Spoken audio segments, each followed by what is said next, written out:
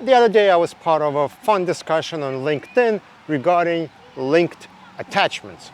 Now, there were some opinions said about how they should be treated, whether it's okay to do certain things, and I think it'd be fun to do a recap of what was said.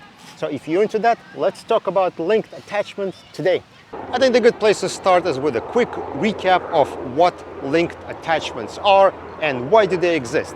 Well, if you used email, I'm sure you know there is a practical limit of how much data you can send. Usually it's like 10 megabytes, 20 megabytes. Sometimes there are artificial limitations put on the file size, but basically email isn't meant to be used for transferring large files.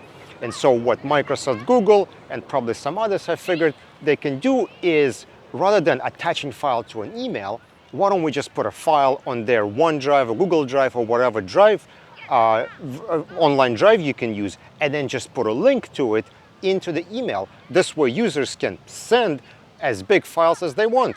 Nice. But this presents problem for lit support, because when we export data out of those systems, we get emails separately and those linked files separately. So when we looking at our data, we have an email that says, here is a file with the link, but you can't click on that link because that drive is protected. And this file exists somewhere else in the folder. And it's kind of a pain to figure out which file that is and where to find it. And so here's the problem. When we review documents for legal, we want to look at the email, we want to read it, understand what it's about, look at the attachment, understand what that's about, decide whether that's relevant, not relevant, and move on to the next document. Having your attachment separately somewhere else makes it very, very difficult to find which file a user is talking about. And to solve that, I proposed a solution which I actually already created, which as of this video works. And what I said is, what I can do is scan email bodies for any kind of links, extract ID from the file name, and then match it to the ID of the file that's saved somewhere else in the folder. And then I can do one of two things. I can either take that file and physically attach it to the email, or I can just add it to the bottom as an attachment, keeping the group identifier that would link all the files together. And not everyone liked that idea. The response from Jerry Bouyer was like, yeah, I don't know if that's cool. That's not going to pass a forensic scrutiny. To which my reply was, well, maybe, maybe not. I try to come up with different solutions to a problem. I came up with two different ways of solving it, and I actually don't know whether it's okay to do that or not. I'm not an attorney. I'm not here to make the decision. I'm here to just build tools that are going to solve problems. Now, whether it's okay to use tool in a certain way or not, I don't know if it's up to me to decide. But let's do a little thinking and see what kind of problems there could be if we take an attachment and reattach to an email where it was meant to be attached to anyway. And so there are two scenarios. One is if a user sends a file and then the file gets linked, and then you collect it later on, and then you take the attachment, you re-embed it to the email, and everything's fine, right? You can print it out, bring it to court and show it, say, here you go, you send this email and here's the attachment that followed. Did you do that? Something like that. And there's really no issues there because the user had sent that particular file and the file was in a way attached. While it was a different way of attaching, it was with that email. So there's really no issues there.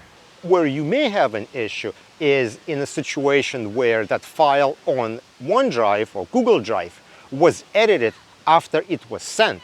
So that means a user created a file, they attached it to an email, send it off, and then somebody else, maybe even that user, opened a document, changed it, and then the document was collected for forensic use or for legal use. And then that file is being reattached to an email. Well, that's no longer the version that was sent, even though it was never really sent. So in that case, if the person who created an email will be questioned saying, well, did you send this? And they'll say, well, no, I didn't. This is not the file that I sent with this email. It was a different version of a document. And this is where you can get into arguments whether this is okay or not okay to do, and what kind of, I guess, repercussions it has, or maybe it is okay, because if it was person's OneDrive and they've made the additional edits to the document, well, that's the document as they wanted to have it. So a lot of questions could be asked here, but this is where one area where I feel like people could get in trouble is if the file was modified after it was sent. And as far as keeping things forensically intact, yeah, forget that. You know, the real world we live in, things get modified all the time. Files get copied with drag and drop, they getting zipped up without having modification dates stored. There's all kinds of things happening during handling of the files. People take screenshots of their phones, then they print them, then they, scan them, they PDF them, they stamp them, and by the time you look at it, it's like a copy that's been copied, it's skewed by 5 degrees and is just can be barely read.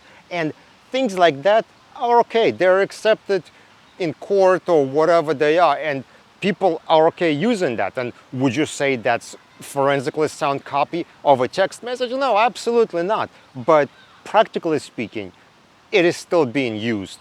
And in my opinion, the only time you need a forensically sound version of an email is if the person who sent the email denies that they've actually done it, or maybe a text message. Maybe you present a printed out a text message saying you said this and they said that, and you reply with that, and they're gonna say, well, no, actually I didn't do it. I did not send that message. That's fabricated. Prove to me that that's the case. Now, in that situation, you need to have access to the phone, a forensic image, or something like that, so that you can prove that that message was actually sent, or maybe it's the other way around. Maybe that text message was fabricated with one of the online, make a fake conversation tools. That's also possible. So the only time you need forensically perfect and traceable story of an email is if you expect it to be challenged. If the person knows that's what they said in the text messages, it's on their phone right now, they're probably not going to deny it. So who cares if it's not forensically perfect when it's being presented? But getting back to the original question, is it okay to attach linked file back to the original email? Well, I don't know. It's up to you to decide. I know I have a tool that can do it, and if you want to use it that I made, or you may want to buy another tool that someone else built, that's up to you. So let me know your opinion, if it's okay to link a linked attachment to an email and present it as a real attachment. Put it in the comment section below. Don't forget to follow on LinkedIn, subscribe on YouTube, and I will see you on the video.